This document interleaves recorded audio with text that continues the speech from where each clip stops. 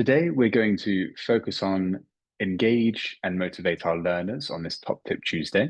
So we're going to go briefly into some of the various best practices we've seen work with numerous partners and clients of Coursera across the many years we've been partnering with them. Now, by no means is this an exhaustive list, and I would love to hear from you. How do you engage and motivate your learners? What elements do you have as part of your engagement strategy that are maybe not part of this list that you would love to share? To start with, by no means is this an easy one, although it's definitely a really effective way of engaging and motivating learners, is to have an executive sponsor or a lead figure within the company really advocate and strongly suggest that development is a must or a need, essentially. And so these are just a few examples of some of the clients that we've partnered with over the years, Novartis, Liberty Global, and Capgemini. And so it's really a very strong way of advocating and essentially empowering learners from the very top to ensure they spend time on their own studies, right? So if you have an executive sponsor that is a real advocate for learning and development, then I would highly suggest trying to leverage their figure in one shape or form as well. Conducting learner webinars. So this is something that we can do together, and I'd love to partner with you if we haven't already in the past. It's a really good way of not only introducing Coursera as a learning tool, but also being able to dive into the different best practices as well for learners when it comes to finding time to study, finding content, etc. So it's a really good way of just motivating and keeping a touch point with those learners to ensure that development is very much on the front of their minds. On the flip side, having a webinar for leaders or managers is a really crucial part of our partnership as well. Not only would it provide clear messaging and guidance as to why they should advocate Coursera to their team or to learners that are within their scope, it's also a really good way of, again, expressing the value to a learner or manager as to why themselves they should potentially leverage Coursera as well for their own kind of ongoing coaching, leadership, or developmental areas as well.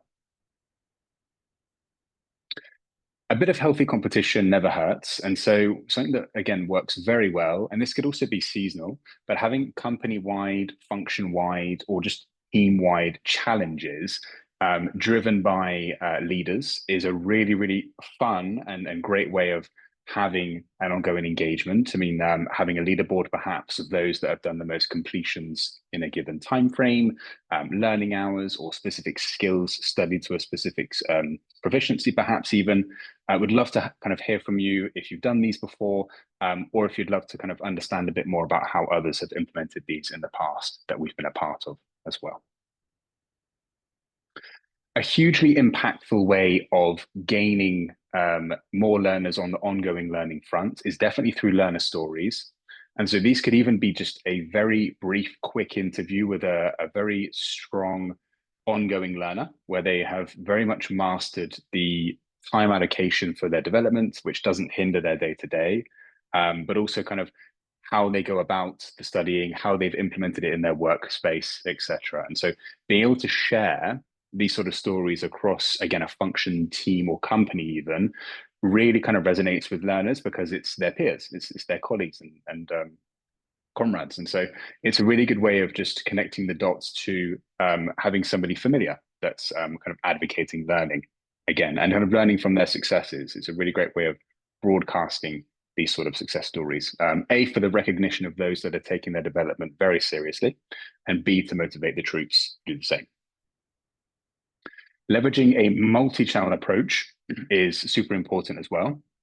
So making sure that you are leveraging all different types of channels to notify and stay in front of your learners in terms of their development, and specifically in this case on Coursera, of course. And so you can see on the bottom left there, there's a few different channels that we've seen work when it comes to targeting learners in different ways on different channels as well. Having monthly or seasonal campaigns can really help and just drive, again, a touch point within the year and a reason for people to connect to Coursera. And this could be with a type of skill or a given time of the year or month that has a very rich need for development within your company as well. If you don't already, having a monthly newsletter that we could perhaps be a part of and help you create even would be super great because again, it gives a monthly touch point to the learners. It gives them a bit of value of information around perhaps top courses, the content to come or certain things to come as well in the product. So definitely a huge one there for ongoing engagement. Learning days or weeks. So again, having a specific day, maybe it's even an afternoon or an hour of a month where there's a specific time where people gather together and study, albeit maybe virtually, but that there's a common purpose that everyone knows everyone's studying in this given frame of time as well. And this is just, again, a few slides of people or companies who've seen implement this sort of concept quite well. And this one with IKEA was quite a flagship one that we've been doing and promoting for quite some years now in their focused talent weeks that they do. So again, having a full week of just really kind of dedicated to certain aspects and activities around development. And so it's a really great way of just driving that message for a whole week around one's development and how important it is.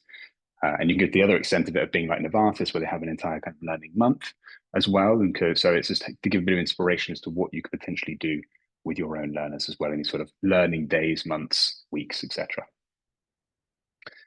Facilitating or again, kind of promoting study groups. So having people that are looking to study very similar topics on Coursera, getting them connected and having different channels for them to connect and express what they're learning and how they're implementing it in their day-to-day.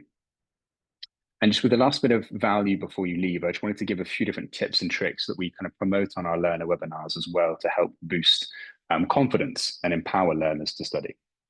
The first one being to really commit to their learning and really communicate to their manager, but also their peers, exactly what it is they're looking to study.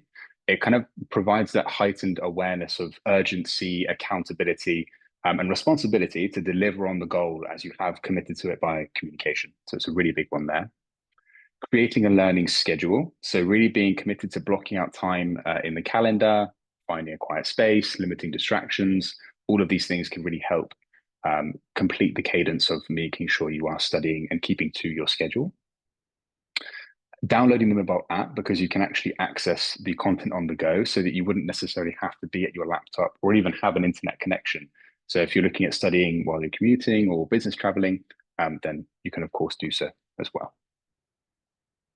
And finally, these last three would be to ensure that the learners review the module or syllabus for a few minutes to make sure that they're enrolling in something that's very much directly correlated to the skills they're looking at developing. So spending a bit of time there is super important. In order to maximize their development time, they can increase the playback speed of the videos. So I personally do it to 1.5. And again, it doesn't really hinder what I'm consuming, but it does mean that I can consume more information within a shorter time frame. And as mentioned in our previous video, finding time to study can be one of the milestones that learners have to come over as well. So this can help in that journey. And then adjusting the deadlines is super important as well.